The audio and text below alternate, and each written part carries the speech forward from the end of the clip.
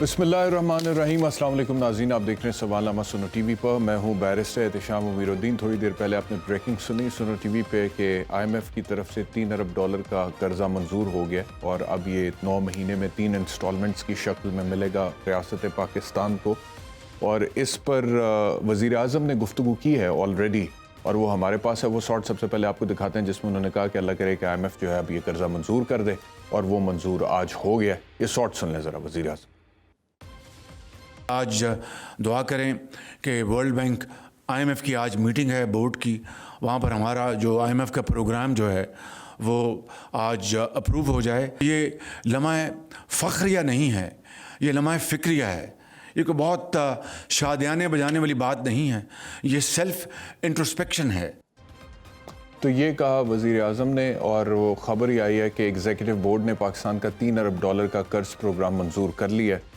और अब सवाल ये पैदा होता है कि वो जो दुआ करने का कहा था वज़ीर आज़म ने, वो हो तो गया है काम, लेकिन सवाल ये है कि पाकिस्तान के मसाइल इससे हल होंगे या नहीं होंगे। वक्ती तौर पे हाँ जी, डिफ़ॉल्ट का जो ख़तरा था वो टल गया, लेकिन पाकिस्तान के मसाइल इन द लॉन्ग रन इससे हल होंगे नहीं होंगे, ये एक बहुत बड़ा सवाल है। और वो सर्टनली इस $3 अरब से तो हल नहीं हो सकते हैं, क्योंकि 9 महीने बाद आपको फिर दोबारा ज़रूरत पड़ेगी और आपने कर्ज़ वापस करना है सूद समेत, और ये जो $3 अरब है ये भी सूद समेत वापस करना है। तो जब तक आप खुद इन्हिसारी पर यकीन नहीं रखेंगे, और अगर आप यकीन रखते हैं तो अमलन उस तरफ काम नहीं करेंगे और पाकिस्तान को, उसकी मईशत को उसके पैरों पर खड़ा नहीं करेंगे, तब तक ये मसाइल हल नहीं होंगे और इसी तरह आपको शकोल लेके घूमते रहेंगे। और कल का भी वज़ीर आज़म का स्टेटमेंट है जिसमें उन्होंने कहा कि मैं बाहर जाता हूँ तो लोगों की शक्लें देखता हूँ, और मुझे लगता है कि वो सोच रहे हैं कि फिर से पैसे मांगने के लिए आ गया। बहरहाल इलेक्शंस की भी बात हुई आज। क्या कहा वज़ीर आज़म ने इलेक्शंस के बारे में बात करते हुए, ये भी सुन।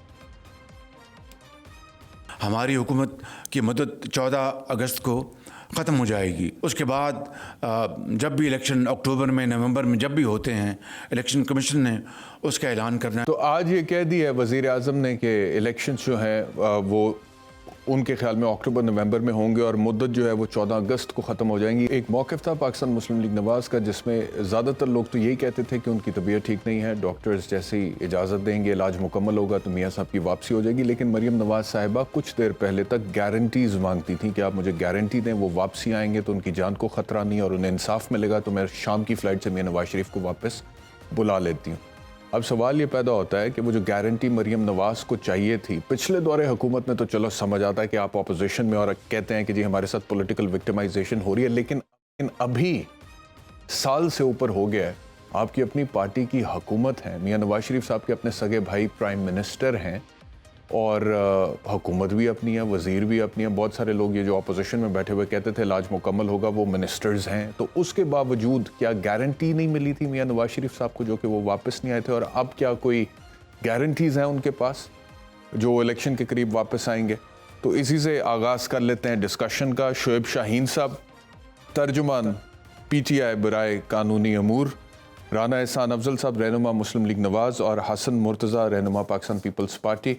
राना साहब, क्योंकि मियाँ साहब की बात हो रही है तो आप ही से गुफ्तगू का आगाज़ करते हैं। अब गारंटीज़ जो आप लोग चाहते थे वो हो चुकी, जो आपकी ख्वाहिशात थी वो उनकी तकमील हो चुकी, तो अब मियाँ नवाज़ शरीफ की वापसी की उम्मीद रखें हम? क्योंकि अब ये स्टेटमेंट वज़ीर आज़म का भी तो आ गया है कि जी 14 अगस्त तक असम्बलियाँ तहलील हो जाएंगी और अक्टूबर या नवंबर में इलेक्शंस होंगे और इलेक्शन कमीशन कराएगा। बिस्मिल्लाहिर्रहमानिर्रहीम। देखिए, जब उन्होंने वो गारंटीज की बात की तो तब PTI की हुकूमत थी और एक फासिस्ट हुकूमत थी जो कि जिसने पूरी क़यादत PMLN की, जिसने जेलों के अंदर डाली हुई थी नैब के ज़रिए, और सारे बोगस केसेस थे। तो उस वक्त उस माहौल के अंदर उन्होंने ये बात की थी।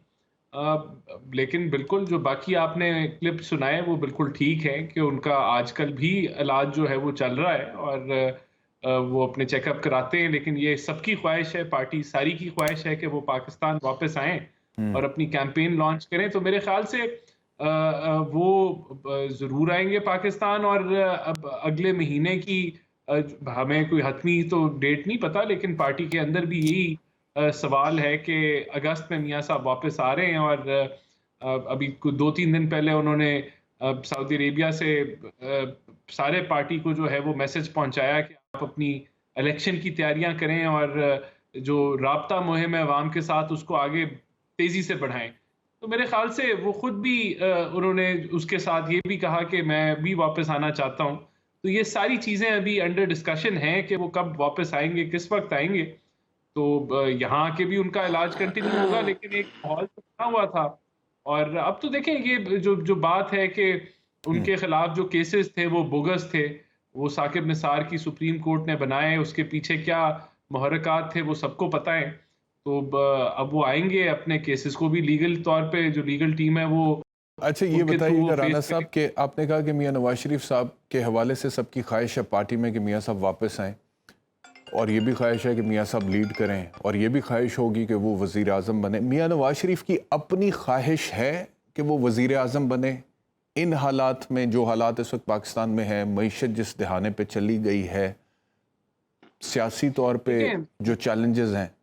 जी मैं आपको बताऊं, जब 2013 में भी मईशत जो है वो बड़ी बदहाली के अंदर थी, उसके साथ 2400 बम फटता था पाकिस्तान के अंदर एक साल के अंदर, ये एवरेज थी उन सालों के अंदर। 12 में, 13 में 2400 दहशतगर्द हमलावर होते थे मुख्तलिफ इंसिडेंट्स के अंदर। 12 से 14 घंटे लोड शेडिंग थी, गैस नहीं आती थी। तो इन्हीं हालात में जो है वो उन्होंने मुल्क के जो लगामें थी उनको संभाला, और हमने इन सारे लेकिन चैलेंजेस वो को फेस किया। 2013 था, अब 2023 है और 10 साल गुजर चुके हैं। तो कुछ लोगों का ख्याल ये है कि मियां साहब अब रेस्ट करना चाहते हैं और वो मरियम साहिबा के लिए ही is paving the way for her to become the prime minister in future, maybe not this time but maybe in future. और वो ज़ाती तौर पे खुद इतने अब दिलचस्पी रखते नहीं हैं, क्योंकि उन्हें लगता है कि अगर मैं आऊँगा और इन हालात में वज़ीर आज़म बन भी जाऊँगा तो मैं कुछ खास कर नहीं सकता, मतलब कि कोई ख़ास चीज़ मेरे क्रेडिट में जाएगी नहीं, और चैलेंजेस बहुत ज़्यादा होंगे सियासी तौर पे भी। और वो मैं समझता कुछ लोगों का ख्याल लगता है कि जी अब उम्र काफ़ी हो गई है, तो अब फ़ायदा कोई नहीं वज़ीर आज़म बनने का।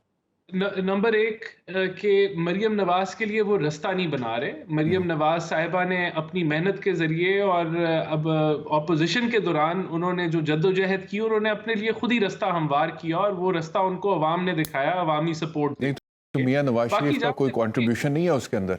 मियां साहब का कंट्रीब्यूशन तो है ना, वो तो रास्ता तो सबके लिए ही बना रहे हैं, आप सबके लिए जितने भी आप कहेंगे कि मियां नवाज शरीफ ने मेरे लिए रास्ता नहीं बनाया, आप कहेंगे?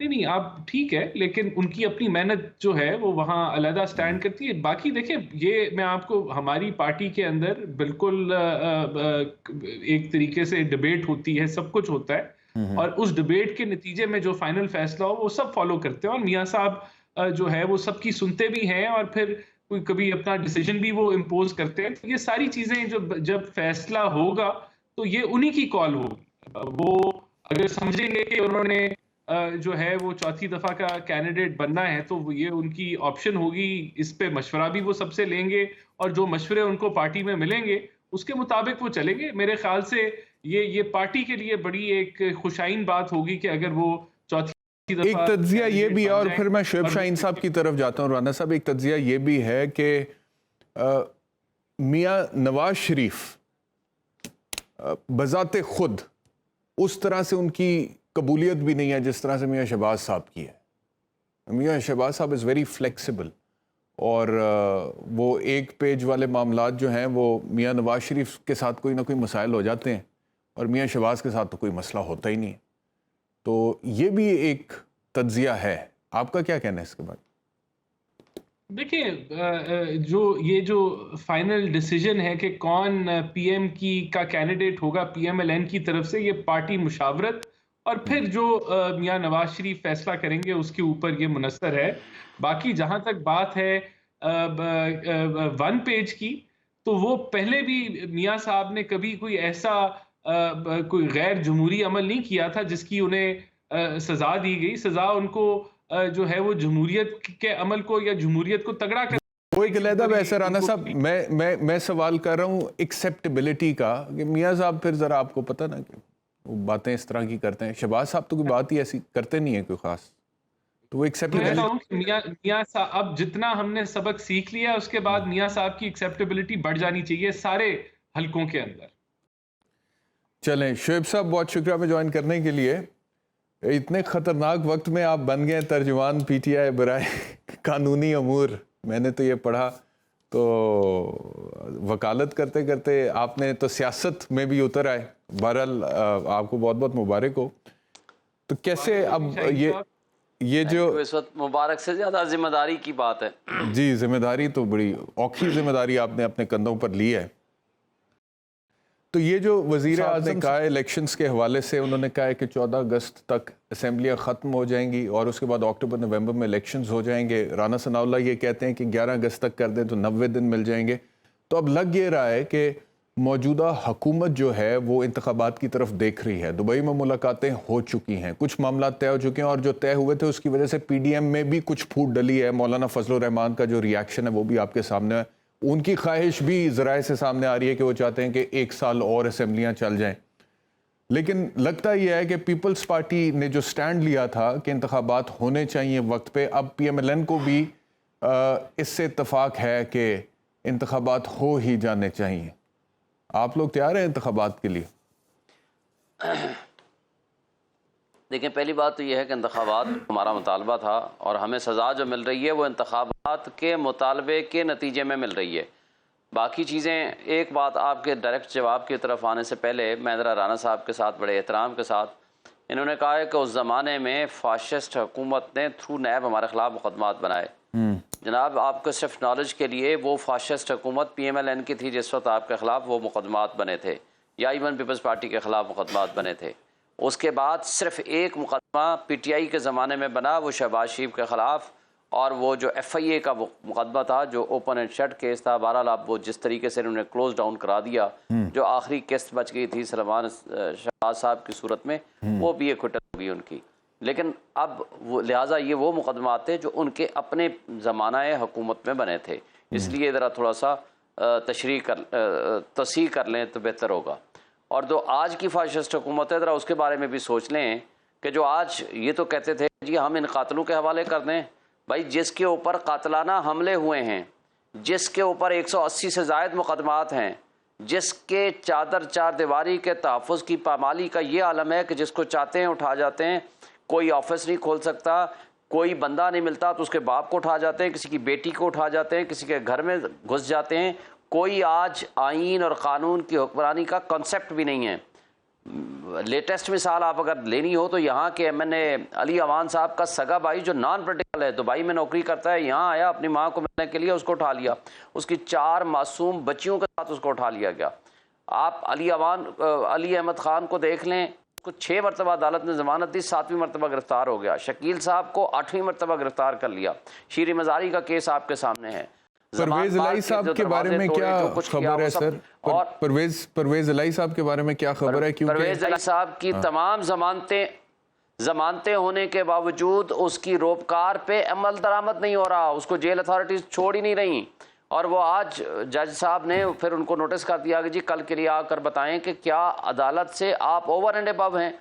और आज एक नया मुकदमा भी दर्ज हो गया। उज़ैर करामत भंडारी साहब, एंटी जी वो तो फिर यही होना है, उन्होंने यही करना है। उज़ैर करामत भंडारी सीनियर एडवोकेट, वो अपने क्लाइंट को मिलने गए ज़मान पार्क में, वापसी पे वो अगवा हो जाते हैं और 5 घंटे बाद 8 घंटे बाद उनकी फिर रिहाई होती है और वो भी बार ने फिर उसमें इंटरवीन किया। ये तो है बात दुरुस्त है कि चॉइस शुजात साहब, क्योंकि ये खबर ये जिसको वो ये कह रहे हैं कि पिछली तो ये खबर ज़राए से चल रही थी कि चॉइस शाफे हुसैन जो चॉइस शुजात हुसैन के साहबजादे हैं कि उन्होंने परवेज़ इलाही साहब को मनाने की कोशिश किया कि वो PTI छोड़ दें, और ज़राए से खबर आ रही थी कि मुमकिन तौर पे वो PTI छोड़ सकते हैं। तो अभी तक क्या है उनकी सिचुएशन? वो PTI का हिस्सा हैं या वो डगमगा रहे हैं या वो छोड़ें? कल देखें, इस वक्त तक हमारी इंफॉर्मेशन के मुताबिक वो PTI के साथ हैं, PTI का हिस्सा हैं और PTI के साथ उन्होंने वादा किया है कि मैं खड़ा हूँ। कल मेरा ही एक प्रोग्राम में मेरे साथ थे, एक समा के प्रोग्राम में शाफे साहब ने वहाँ ये इंकशाफ किया कि जी हमारे चौधरी शुजात हुसैन साहब की मुलाकात हुई है, वो राज़ी हो गए हैं लेकिन मोनस राज़ी नहीं हुआ। तो हमें ये उम्मीद है कि जब वो बाहर आएंगे तो हमारे साथ शामिल होंगे। बहरहाल ये उनका एक, जिसको कह सकते हैं कि उनकी एक ख़बर है या उनकी एक इंफॉर्मेशन है, दैट कैन बी रॉन्ग। हमारी इंफॉर्मेशन ऐसी कोई नहीं है और हम एक्सपेक्ट करते हैं कि ऐसी कोई सिचुएशन नहीं होगी, और अगर ऐसी सिचुएशन होती तो अगले ही दिन उनको रिहा कर दिया गया होता और आज ये वाली कैफियत ना होती। क्योंकि आपके सामने ही है, जो पहली प्रेस कॉन्फ्रेंस की थी IG पंजाब ने, उसमें जी कोर कमांडर हाउस के ऊपर अटैक करने वालों में जो पहला नाम था मुराद राज का था, जिसके ऊपर था कि 27 उसकी कॉलें हैं शरपसंदों के साथ, जो उन्होंने जियो फेंसिंग का नतीजा वो बताया था। और पूरी प्रेस कॉन्फ्रेंस आज भी आपके सामने मौजूद है। 2 दिन बाद जब उन्होंने प्रेस कॉन्फ्रेंस कर दी और उसके बाद वो बरी ज़िम्मा हो गए। और हमारे मुल्क में ये एक निज़ाम जो चल रहा है, ये इनके बकौल ये फाशिस्ट हुकूमत नहीं है, वो पिछली फाशिस्ट हुकूमत थी। खैर, मैं इसका एक जवाब दिए बगैर, ज़्यादा तफसील में जाए बगैर मैं आगे आता हूँ। जो आपका डायरेक्ट क्योंकि आपने ये कहा है तो मैं चाहता हूँ कि इसका रिस्पांस राना साहब से ले लें, उसके बाद फिर दोबारा मैं आपकी तरफ आ जाता हूँ, हमारे पास वक्त भी काफ़ी है। राना साहब, if you want to respond to this, जो चार्जशीट उन्होंने आपकी हुकूमत पे लगाई है। देखिए, इन्होंने कहा कि वो पुराने केसेस पीएमएलएन के ऊपर बने हुए थे। बेशक पुराने बने होंगे, लेकिन उस पर कार्रवाई जिस तरीके से और जिस गलत तरीके से की गठजोड़ के साथ, वो तो पीटीआई के दौर में हुई ना। केसेस बन गए, तो केसेस की इंक्वायरी गलत हुई, उसको इस्तेमाल गलत तरीके से किया गया, उसको सियासी मकासद के लिए इस्तेमाल किया गया। तो गलत इस्तेमाल तो पीटीआई ने किया और वो वक्त ने साबित कर दिया। दूसरा हमला कातिलाना इमरान खान पे हुआ, लेकिन कातिल जिसने कातिलाना हमला किया वो भी पकड़ा गया और कुछ साबित नहीं हुआ। इनकी अपनी हुकूमत ने और कुछ साबित नहीं किया, लेकिन उस कातिलाना हमले को भी जो है वो सियासी तौर पे इस्तेमाल किया गया। लोगों के दिलों में नफरत के बीज बोए गए, गलत झूठे मनगढ़ंत इल्जामात लगाए गए सियासी मुखालफिन के ऊपर सियासी मफाद लेने के लिए। तो उससे जो उसका नतीजा जो निकला वो 9 मई का निकला। और बिल्कुल किसी की जो है वो राइट्स वायलेट नहीं होने चाहिए, किसी के ऊपर जो है किसी के भाई बहनों को नहीं गिरफ्तार करना चाहिए। लेकिन यहाँ जो 9 मई को एक साजिश की गई रियासत के खिलाफ, इस मुल्क के खिलाफ, वो नाकाम हो गई। वो साजिश तो बड़ी घिनौनी थी। वो घिनौनी साजिश अगर कामयाब हो जाती तो ये जो झाड़ू फिर रहा है वो दूसरी साइड पे फिर रहा होता, लेकिन वो कामयाब नहीं हुई और एक्सपोज हो गए। तो अब जो है वो डेफिनेटली उस साजिश के जो मुल्जिम हैं, उसके अंदर जो अबेटर्स हैं, जो एग्जीक्यूशनर्स हैं, उनके ऊपर जो है अब गिरफ्त पड़ेगी। अब ये इस चीज से तो बात नहीं टलेगी कि आप कहें कि ये उसने किया या नून ने किया या जो मर्जी अब आप प्रोपेगेंडा कर लें। जो एविडेंस है वो जिस तरीके से जिस जगह पॉइंट आउट कर रही है उसके मुताबिक मामला चलेंगे। हाँ, बिल्कुल, मैं भी आपके साथ आवाज बनूंगा कि अगर किसी बेगुनाह के साथ ज्यादती होती है, नहीं होनी चाहिए, वहां इंक्वायरी होनी चाहिए। ऐसा इसको भी ट्रांसपेरेंट तरीके से लेके चलना चाहिए। लेकिन हाँ, जिन्होंने रियासत के खिलाफ बगावत की या जिन्होंने रियासत के ऊपर हमलावर हुए, एक प्लानिंग के तहत हुए, उनको माफी नहीं मिलेगी। शुएब साहब, ये तोशाखाना केस के हवाले से भी एक खबर आई है कि कल दोबारा मुतल्लका अदालत ने चेयरमैन पीटीआई को तलब कर लिया है। वो जो ट्रायल चल रहा है काबिल समाअत करार देने के बाद, तो वो इस्लामाबाद हाई कोर्ट में अपील उसकी कोई पेंडिंग है और अभी तक वो टेकअप नहीं हो सकी और उससे पहले ट्रायल की कार्रवाई शुरू हो गई हुई है। जी, वो ऐसे ही है सर। मैं तोशाखाना पे आने से पहले सिर्फ एक आध बात कर दूं। जी। मुझे ये बताएं कि आज तो माशाल्लाह मिनिस्टर साहब हैं या स्टेटस ऑफ मिनिस्टर हैं, इनकी हुकूमत है, तो कौन आकर के इंक्वायरी करेगा कि बेगुनाहों के खिलाफ जो कुछ हो रहा है? मुझे बता दें, आपने नहीं करना तो किसने करना है? क्या हमाद अजहर का बाप का कोई बहुत बड़ा जुर्म था कि वो उसको उठा के ले गए? नदीम अफजल चंद का छोटा भाई जो है वो पीटीआई में है, उसके बाप को उठा कर ले गए, वो भी इस वक्त सिटिंग मिनिस्टर है आपका। अगर इस पे आपने इंक्वायरी नहीं करनी तो फिर जिसने करनी है कम से कम उसको बता दें, हम उसके पास चले जाएं। और जो कुछ हो रहा है ये सब कुछ आपकी आंखों के सामने है। और फिर ये भी बता दें कि किसके हुक्म से आज आप चेयरमैन पीटीआई का नाम नहीं ले सकते, उसकी तस्वीर नहीं चला सकते, उसकी आप स्टेटमेंट नहीं दे सकते। और ये जो पाबंदी है, ये पाबंदियाँ किस कानून और कायदे के तहत ये लगाई गई हैं और क्या बुनियादी हुकूक इजाज़त नहीं देते कि किसी भी पॉलिटिकल पार्टी को?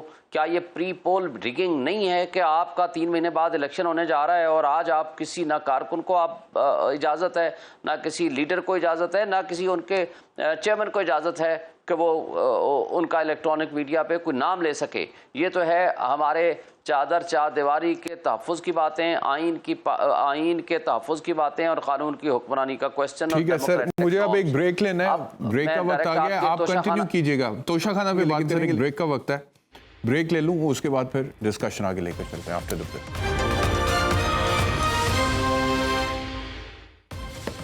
Welcome back to Sawalnama. जी शुएब साहब, आप तोशाखाना के हवाले से कह रहे थे कुछ।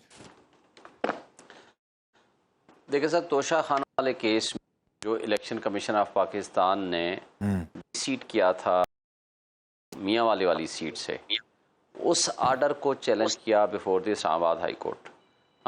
हमारी बदकिस्मती ये है 8 महीने से जो ओरिजिनल आर्डर है, या तो वो कहें कि वो दुरुस्त है या वो कहें लीगल है, चूँकि उसके नतीजे में एक कॉन्सिक्वेंशियल इफ़ेक्ट था कि उन्होंने वो एक मैटर भेज दिया for prosecution before the district and session जज इस्लामाबाद को। अब उसके अंदर 3-4 इनहेरेंट गलतियां हैं। पहली बात तो यह है कि वो 923 डेज़ टाइम बार्ड है, यानी 180 डेज़ में वो रेफरेंस फाइल हो सकता है या वो ऑर्डर पास हो सकता है अकॉर्डिंग टू इलेक्शन एक्ट 2017। उसको 1043 दिनों के बाद उसका फैसला किया गया या उसको रेफरेंस के तौर पर भेजा गया। उसके अंदर इनहेरेंट पहली गलती है। दूसरा, ऑथराइज्ड पर्सन की तरफ से नहीं है। तीसरा, जिस एरिया का डिस्ट्रिक्ट एंड सेशन जज होता है वहाँ भेजा जाता है for prosecution if it is proved, जो ये अलग बात है कि प्रूव नहीं हुआ। और उसके अलावा भी बहुत सारे इश्यूज़ हैं। ने उसी आर्डर को चैलेंज कर दिया before Islamabad high court which is still pending. Notice कर दिए, आर्गूमेंट्स पार्टली हुए पार्टली नहीं हुए, वो चीफ साहब के पास पेंडिंग है। नंबर 2, जब वो रेफरेंस वहाँ उन्होंने वो कंप्लेंट फाइल कर दी गई और उस कंप्लेंट के ऊपर प्रोसीडिंग्स शुरू हो गई, हमने वहाँ एप्लीकेशन दी कि इट इज़ नॉट प्रोसीडेबल, ये मेंटेनेबल ही नहीं है, काबिल समाअत ही नहीं है। उसके ऊपर उन्होंने सरसरी सा एक आर्डर कर दिया और उसको आर्डर को हमने चैलेंज किया before the Islamabad high court. Islamabad high court के चीफ जस्टिस साहब ने उसको सुनने के बाद उसके साथ जो ओरिजिनल केस था उन्होंने कहा उसके साथ मैं फैसला करूंगा। अच्छा। उसके साथ बस 1 मिनट मुझे दीजिएगा, मैं आपको ज़रा वाज़ेह कर दूं। उन्होंने कहा दोनों केसेस को इकट्ठे फैसला करेंगे। इकट्ठे फैसला करने के बजाय वन फाइन मॉर्निंग उन्होंने वो केस फिक्स कर दिया फॉर अनाउंसमेंट ऑफ जजमेंट। हम गए तो उन्होंने कहा your revision petition is accepted. उसका मतलब ये है कि आपका जो कुछ आपने मांगा था वो ठीक है, ये नहीं कहा पार्टली एक्सेप्टेड। उसके बाद शाम को जब ऑर्डर आता है तो उन्होंने कहा कि नहीं जी, हमने 7 दिन के अंदर अंदर इस केस को दोबारा सुने कि क्या ये मेंटेनेबल है या नहीं है। वो तो 10 क्वेश्चंस हमने फार्मूलेट किए, उन्होंने इनको डिसाइड करने की बजाय उन्होंने कहा आप वो खुद कर लें। ठीक है, लेकिन अब नीचे ट्रायल कोर्ट ने फैसला दे दिया है, वो जो केस रिमांड किया था उन्होंने कि मेंटेनेबल है या नहीं है, उसके ऊपर ट्रायल कोर्ट ने फैसला दे दिया। जी देखिए, मैं उसी पे आ रहा हूँ। जब उन्होंने ये कह दिया तो उनको कहना चाहिए था कि आप किसी और जज के पास भेज दो, क्योंकि उसके खिलाफ ट्रांसफ़र पिटीशन उसके मुतासिब होने की हम यहाँ दे चुके हैं, जिसके ऊपर खुद नोटिस फरमा चुके हैं चीफ जस्टिस साहब। और वो ट्रांसफ़र एप्लीकेशन के बाद 7 दिन में कहा कि जी वहाँ आप डिसाइड कर दें। हमने उस रिमांड ऑर्डर को जो आमिर फारूक साहब का था उसको सुप्रीम कोर्ट में चैलेंज कर दिया। यानी कि जज हुमायूं दिलावर के खिलाफ भी ट्रांसफर पिटीशन आपने डाली हुई है? जी, ट्रांसफर पिटीशन डाली हुई है जिसको इंटरटेन किया है चीफ जस्टिस आमिर फारूक साहब ने। अच्छा। और उस पे नोटिस कर दिए क्यों ना ये केस ट्रांसफर कर दिया जाए आपसे। ठीक है। अब उसको ट्रांसफर एप्लीकेशन का नोटिस मिलने के बावजूद उन्होंने 7 दिन की बजाय बगैर सुने 3 दिन में फैसला कर दिया। उस 3 दिन के किए जाने वाले फैसले के खिलाफ दोबारा हमने इस्लामाबाद हाई कोर्ट में पिटीशन फाइल कर दी।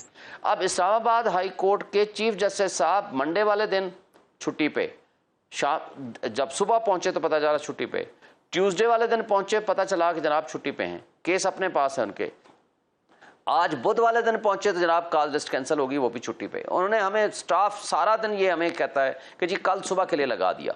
हम जब चले गए, जस्टिस मोहसिन अख्तर कियानी साहब जो सीनियर प्यूनी जज हैं, जो उनकी अदम मौजूदगी में मार्किंग करते हैं, बल्कि पिछली दफ़ा हमने उनको कहा कि सेम डे के लिए प्रोटेक्टिव बेल लगा दें। प्रोटेक्टिव बेल का मकसद ये होता है कि सेम डे के लिए लगे। उन्होंने कहा जनाब मुझे ये अख्तियार दिया गया है चीफ जस्टिस साहब की तरफ से कि आप अगले दिन का कोई केस तो मार्क कर सकते हैं, लेकिन सेम डे की रिक्वेस्ट आपके पास इंटरटेनेबल नहीं है, आप नहीं करेंगे। हमने कहा जी फिर चीफ जस्टिस साहब अगर छुट्टी पे हैं या वो यहाँ अवेलेबल नहीं है, उन्होंने कहा कि जो कुछ हो जाए हमारे पास कोई इख्तियार नहीं है। अब चीफ जस्टिस साहब छुट्टी पे भी हैं, चीफ जस्टिस साहब छुट्टी पे भी नहीं है, उनकी अदम मौजूदगी में कोई केस मार्क भी नहीं कर सकता। और यहाँ जो जज साहब हैं नीचे, जिनके खिलाफ ट्रांसफर पिटीशन के ऊपर एप्लीकेशन के ऊपर नोटिस हो चुके हैं, हुमायूं दिलावर साहब, वो कहते हैं आज के बाद मैं डे टू डे हियरिंग सुनूंगा। यानी ना आपको इस्लामाबाद हाई कोर्ट की वो जो पिटीशन है अगेंस्ट दिस आर्डर, ना उसका मौका दूंगा कि वो कोई जज सुन सके। भाई आमिर फारूक साहब सुन लें, वो नहीं सुन सकते। दूसरे जज साहबान, छुट्टियाँ भी 4 जज 5 जज बैठे हुए हैं, उनमें से किसी जज के पास लगा दें, वो मौका ही नहीं दे रहे। और ना जज साहब आ रहे हैं, ना किसी और के पास लगा रहे हैं। मुझे क्विकली ये बता दीजिएगा शोएब साहब, मुझे ये बताइएगा कि आज जो इस्तिस्ना की दरखास्त थी, हाजिरी से इस्तिस्ना की, वो आज की हद तक तो एक्सेप्ट हुई है अदालत में, तो अब कल दोबारा ये केस लगा हुआ है, तो कल पेश होने जा रहे हैं? मेरा नहीं ख्याल, मेरा राब्ता नहीं हुआ इस मौजू पे। इसमें ख्वाजा हारिस साहब लीड काउंसल हैं इस केस के, लेकिन असल मसला ये है कि इस्लामाबाद हाई कोर्ट ने ऑलरेडी आर्डर कर दिया है कि due to the life danger और इनको ख़तरा है, मिनिस्ट्री ऑफ इंटीरियर का भी लेटर है, उन्होंने कहा इनका कोई भी मुकदमा है वो स्पेशल जुडिशल कम्प्लेक्स में शिफ्ट करें जहां ये पेश होंगे। वो डिप्टी कमिश्नर और चीफ कमिश्नर ने ऑलरेडी नोटिफिकेशंस कर दिए हैं कि जो भी कुछ बेल पटिशन्स हैं, जो भी मैटर्स हैं, इनके यहाँ शिफ्ट किया जाए। और वो ये कहते हैं कि मैं तो F8 में ही सुनाऊंगा, पिछले कोई 7-8 महीनों से जो भी केसेस हुए हैं वो सारे के सारे, या वो स्पेशल कोर्ट्स कम्प्लेक्स है जो ऑलरेडी एक बना हुआ है, जो एक नया बना है, वहाँ जज साहबान की वो आर्डर्स होते हैं और उन कोर्ट में शिफ्ट करके वहाँ केसेस की पैरवी और आर्गूमेंट्स और वहाँ आते हैं, और अभी भी आए हुए थे, और हर दूसरे चौथे रोज़ उनके मुकदमात होते हैं, वो होते हैं F8 की वजह से ड्यू टू लाइफ डेंजर है। और अच्छा। उस पे इस्लामाबाद हाई कोर्ट ने खुद आर्डर कर दिया है। राना साहब ये बताइएगा कि एक नैरेटिव ये है, मतलब कि बात होती है और पीटीआई की तरफ से ही होती है कि जी देखें जी, तोशाखाना के ऊपर, घड़ियों के ऊपर वो कानूनी तौर पे इमरान खान ने ली थी और उसके ऊपर केस बना दिया है हुकूमत ने, और इलेक्शन कमीशन ऑफ पाकिस्तान के थ्रू गया और उसके ऊपर प्रोसीड हो रहा है। और मियां नवाज शरीफ साहब और मरियम नवाज साहिब और आसिफ अली जरदारी साहब, जिन्होंने गैर कानूनी तौर पे तोशाखाना से गाड़ियाँ ली थी जो कानून के मुताबिक ले ही नहीं सकते, वो केसेस तो कुछ भी नहीं हुआ और नैब में बल्कि जो केसेस थे वो ख़त्म हो गए, और इलेक्शन कमीशन ऑफ पाकिस्तान ने किसी कार्रवाई का आगाज़ भी नहीं किया। तो ये जो फ़र्क है इसको कैसे आप एक्सप्लेन करेंगे? ये तो पीटीआई का नैरेटिव है ना, जो कि गलत है। असल चीज़ तो ये है कि अभी भी जितनी इन्होंने लंबी कहानी सुनाई, मैं लॉयर तो नहीं हूँ तो मैं इतनी बारीकी के साथ तो इसका जवाब नहीं दे सकता, लेकिन बड़ी सिंपल सी बात है। आज जज साहब ने पूछा कि 7 माह हो गए, आप कोई ना कोई बहाना लगा के डिलेइंग टैक्टिक्स आप इस्तेमाल कर रहे हैं, आपके लॉयर्स भी डिलेइंग टैक्टिक्स इस्तेमाल कर रहे हैं, आप कोर्ट में एक दफ़ा नहीं पेश हुए या एक दफ़ा पेश हुए 7 माह के अंदर। तो मसला तो ये है कि अगर ये इतना ही लीगल केस है और पीटीआई ने सारा कानूनी तौर पे सारे मामलात किए, तो फिर तो उनको कोर्ट के सामने पेश होना चाहिए और अपना केस को आगे फॉरवर्ड करें, अपने हक में जो शवायद हैं वो पेश करें और मामले को ख़त्म करें। लेकिन आप तो भाग रहे हैं इससे, आप तो फरागत इख्तियार कर रहे हैं। कभी आप इस्लामाबाद हाई कोर्ट में, अभी अब आप सुप्रीम कोर्ट की भी बात कर रहे हैं। तो आप इस हर लिहाज से कोशिश कर रहे हैं कि ये जो ट्रायल कोर्ट है या ये जो सेशन जज साहब के सामने लगा हुआ है केस के, ये यहाँ किसी तरीके से रुक जाए, तो फिर तो जो है वो दाल में कुछ काला है। और आप ये भी बहाना ही फिर बनता है कि आप हमारी तरफ उंगलियां उठाएं कि वो तोशाखाना या तो फलाना। अब आपके ऊपर जो केस है आप उसके अंदर अपनी एविडेंस पेश करें, जो कि आप नहीं कर रहे। इट शोज कि आप गिल्टी हैं, आप भाग रहे हैं। शुएब साहब, मैं उसका क्या जवाब दूं? आपने सवाल ये किया था कि गाड़ियां कानून और कायदे के मुताबिक नहीं ली जा सकती। ये कानून और कायदे के मुताबिक इवेल्युएशन एंड असेसमेंट एक कमेटी है कैबिनेट डिवीजन की, अगर उसने जो इवेल्युएशन कर दी, उसके बाद अगर किसी ने कोई एक तोहफा लिया है अपनी पेमेंट जमा कराने के बाद, और अगर किसी इवेल्युएशन और असेसमेंट कमेटी को शोकाज नोटिस नहीं हुआ, उनके खिलाफ कोई एक्शन नहीं हुआ, तो जिसकी वो प्रॉपर्टी बन जाती है, तो ना तो वो मुल्ज़िम होता है, ना उसके खिलाफ कोई एक्शन हो सकता है। और ये सिर्फ इन्होंने नहीं, सभी ने लिए हैं। और फिर इस दूसरी बात यह है कि आपने ये सवाल किया था, रूल्स के मुताबिक गाड़ियां ले ही नहीं सकते हैं, दैट इज़ ए क्राइम। और उस क्राइम के ऊपर तो मेरा ख्याल है उन्होंने जवाब ही कोई नहीं दिया, पर्दा डाल दिया। और ये वाला केस इस चीज़ का है भी नहीं। इस केस में सिर्फ एक बात कही है, उन्होंने कहा है कि आपने टैक्स में भी शो कर दिया और यहाँ भी शो कर दिया, जो तोशाखाना से घड़ी ली और उसको प्रोसीड्स आपने लिख दी, लेकिन जिस खाने में लिखनी थी और जो आपने तफसीलात बतानी थी, तफसीलात की बजाय आपने लमसम बता दिया। सिर्फ ये एक इल्ज़ाम है। तो आपने चूंकि उसको प्रॉपरली आपने एक्सप्लेन नहीं किया, लिहाजा ये केस साबित हो गया और ये करप्ट प्रैक्टिसेस में आ जाएगा, क्योंकि आपने चीज़ें छुपाई हैं। That is the only case. और जिसने जुर्म किया है वो घर में बैठा मजे कर रहा है, उनको तो पूछेगा कोई नहीं, क्योंकि हमारा ये निज़ाम इंसाफ है, ये हमारा रूल ऑफ लॉ है। एक ब्रेक लेते हैं, ब्रेक के बाद वापस आते हैं। आज parliamentary committee on electoral reforms का भी इजलास हुआ है, वो उसके ऊपर बात करते हैं आफ्टर।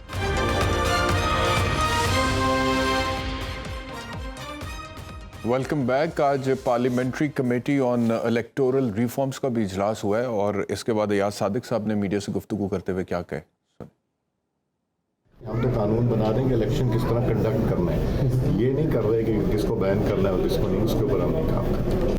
हमारे साथ हसन मुर्तज़ा साहब भी हैं पाकिस्तान पीपल्स पार्टी से। हसन मुर्तज़ा साहब बोचगरा में ज्वाइन करने के लिए ये जो आज इजलास हुआ है इसका बुनियादी तौर पर मकसद क्या है आपके ख्याल में? What kind of reforms before the elections, और पार्लियामेंट्री कमेटी क्या करेगी? मतलब कि कोई अगर लेजिस्लेशन करनी है तो वो तो पार्लियामेंट में होनी है। Parliamentary committee of course parliament का हिस्सा है, तो अगर उसमें कोई इनिशिएटिव लेना है तो किस तरह के रिफॉर्म्स, कौन से रिफॉर्म्स करना चाहते हैं आप लोग इलेक्शन से पहले? बहुत शुक्रिया जी। देखिए, जो भी वो उनके कोई मेरे ख्याल में कोई 73 नकात हैं या पॉइंट्स हैं जो जिनको एड्रेस किया जाएगा और जिन पे पार्लियामेंट्री कमेटी जो है वो अपनी सिफारिशात जो है वो देगी। और किसी भी लेजिस्लेशन में अगर जाना हो तो उसका फोरम तो रेलेवेंट फोरम तो यही है कि वो पार्लियामेंट्री कमेटी में जाए और वो अपनी सिफारिशात मुरतब करे और वो हाउस के सामने रखे। तो इसलिए मैं समझता हूँ कि ये बेहतर है कि इलेक्शन से पहले अगर इलेक्शन रिफॉर्म्स हो जाएं ताकि हमेशा हर रिजल्ट्स के ऊपर सियासी जमातों के जो तहफ़्फ़ुज़ात होते हैं वो दूर हों और इलेक्शन की जो शफाफियत है और उसकी ट्रांसपेरेंसी जो है वो उसको यकीनी बनाया जा सके। आपके ख्याल में कोई ऐसे रिफॉर्म्स हो सकते हैं जिनके हो जाने के बाद होने वाले इंतखाबात के ऊपर उंगली ना उठे किसी भी तरफ से? ऐसे कोई रिफॉर्म्स हो सकते हैं? यकीनन जी, हमें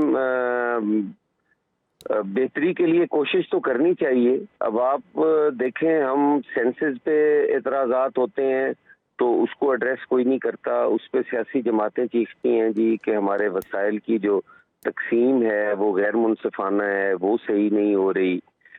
हमारे जो इलेक्शंस हैं उस पे आप देख लें, फॉर्म 45 का हर दफ़ा एक जो है वो अभाम मचा होता है, RTS सिस्टम हमारा बैठ जाता है, पॉलिटिकल पार्टीज को तोड़ा जाता है, पॉलिटिकल सिस्टम को कमज़ोर किया जाता है। ये सारी चीज़ें जो हैं हम माजी में देखते रहे। तो ये चीज़ें आप कोई लेजिस्लेशन करके रिफॉर्म के ज़रिए से इसका हल निकाल सकते हैं? मेरा ख्याल है उस पे होनी तो लेजिस्लेशन ही चाहिए। लेजिस्लेशन होगी, कोई आइन कानून होगा तो उसके मुताबिक ही हो सकता है। बाकी तो अगर वो पुराना जो मिसाल के तौर पे क्या लेजिस्लेशन होगी? आप लोगों का एक मौक़िफ़ था जब पिछले दौरे हुकूमत में आप लोगों ने कहा कि he is the prime minister select, और आपने कहा कि RTS को बिठाया गया था। तो क्या लेजिस्लेशन करेंगे कि आज के बाद RTS नहीं बैठेगा या नहीं बिठाया जाएगा? इस तरह की कोई लेजिस्लेशन करेंगे? उस वक्त भी हम ये कहते थे कि हमें मशीन पर एतराज़ नहीं है, वो चाहे कंप्यूटराइज्ड हो, चाहे कोई मैनुअल हो, चाहे, हमें मशीन पे एतराज़ नहीं है, हमें तो ऑपरेटर पर एतराज़ है। हम तो चाहते हैं कि उसमें जितनी भी मदाखलत है उसको कम किया जाए। यही हो सकता है आप किसी भी जगह। ठीक है जी, आप कहते हैं मुदाखलत को कम किया जाए। मेरे पास 2 मिनट हैं, एक मिनट में मैं दोनों बाकी मेहमानों का मौक़िफ़ लेना चाहूँगा। शुएब साहब, बिगिनिंग विद यू, ऐसे कोई रिफॉर्म्स हो सकते हैं इस टाइम पे जिससे आने वाले इलेक्शन पर उंगली ना उठे? देखिए, रिफॉर्म से पहले तो इनकी नीयत होनी चाहिए। आज जो कमेटी बैठी है या कल बैठी है उसमें किधर है PTI की नुमाइंदगी? वो कह रहे हैं कि जी अली ज़फ़र साहब इसमें पहले मेंबर इसमें सिलेक्ट हुए थे, वो तो इस मुल्क में नहीं है। मैंने टॉप लीडरशिप से पता कराया कि जनाब आपको कोई नोटिस, कोई इनविटेशन, कोई बात हुई है? उन्होंने कहा जी मैं तो पता ही नहीं है। अच्छा। बात यह है कि जब आपने इस्लाहात की बात करनी है, अगर आपस में बंदरबांट करके आपने क्या इस्लाहात करनी है, और इस्लाहात का पहले है कि आपकी नीयत हो।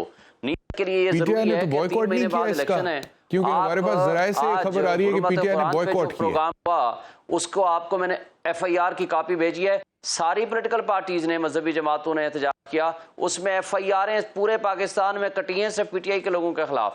और उसके अलावा आप देख लें कि जो कुछ हो रहा है, आप ऐसा माहौल, जो आइन में लिखा हुआ है कि आप किसी के खिलाफ नाजायज किसी को नहीं उठाएंगे, अगर किसी के खिलाफ कोई मुकदमा है तो कानून के मुताबिक प्रोसीड करें। लेकिन आप जो कुछ हो रहा है, क्या ये फ्री एंड फेयर इलेक्शन का एनवायरनमेंट है? क्या ये प्री पोल रिगिंग नहीं है? कि आप पहले इसको तो ठीक कर लें, जी, उसके बाद राणा आप साहब, quickly। राइटिंग में जाएं कि जी हम ये जो कुछ हो रहा है बेहतरी क्या ये करना प्री चाहते पोल रिगिंग नहीं है राणा साहब? नहीं, कतई तौर पे नहीं है। जब 9 मई को आप एक प्लान के तहत फौजी तनसीबात पे और रियासत के ऊपर हमलावर होंगे जत्थों के साथ, और उसका रिएक्शन में जब पकड़ दकड़ होगी, तो इसको प्री पोल रिगिंग नहीं कहते। इसको कहते हैं कि आपको इजाजत नहीं है कि आप फौजी तनसीबात को करें और तोड़ फोड़ उस मुल्क में करें। उसका हिसाब आपको देना पड़ेगा। उसको खुदारा प्री पोल रिगिंग के साथ आप मिक्स मत करें। ये अगर जवाबदेह ना किए गए इस दफा, तो फिर तो ये वैसे ही पूरा निजाम धर्म भरम हो जाएगा। बाकी ये जो अमेंडमेंट्स हैं, बिल्कुल ठीक हो गया। बहुत शुक्रिया आप तीनों मेहमानों का हमें ज्वाइन के लिए। आपका बहुत शुक्रिया। प्रोग्राम देखने के लिए इंशाल्लाह दोबारा आपसे मुलाकात होगी। अपना ख्याल रखिए। अल्लाह।